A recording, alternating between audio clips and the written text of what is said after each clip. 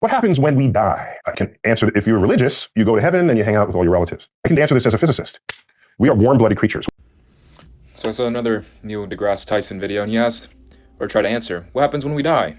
And then he went to the mechanics of the body, and we're warm-blooded creatures, and some religions, you go to heaven, hang out with your relatives, blah, blah. But none of these answer the question, because what he's done is confuse essence with form. Let me explain something to you guys. Just look at this very simply. This is your answer, right here.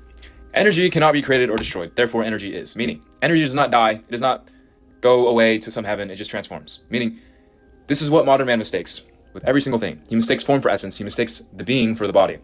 Let me explain something. The body only exists to inherit the being, so the being can collapse into here and be aware of itself. You do not confuse consciousness for biology. They're not the same thing. Consciousness is the constant. The field is the constant. Probability is the constant. Every single other form of that, every single other thing that you can name, the biology, the functions, the cells, whatever, those are variables. So it's not about whether your body heat goes to warm, that's just a symptom.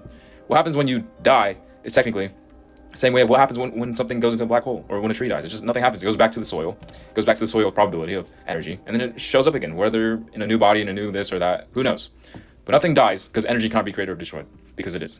That's your answer. And it's very simple, it's painfully simple, and man will do everything to avoid the simple, because if it's simple, then what is he? What is he swimming in all this complexity and endless debates and questions, because he's still looking the wrong way. Let me put this in perspective. He is consciousness pretending to be a man, talking about what happens to his body, not realizing what happens to your body is irrelevant. That's a symptom. That's a shadow of the sun, of the source. What happens is nothing and everything. It's just like what happens when something goes to a black hole. Matter gets recycled, matter gets tuned back out, and then things happen all over again. That's it. Rebirth, cycle, death, repeat.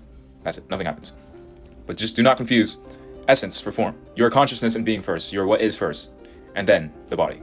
Because the body, if you were really the body, you wouldn't know you had a body. You just think, oh, I'm doing this, but you would never question your say. But you say, I have an arm. How can you say I have an arm if there's not something behind it questioning that? So just look at it like that.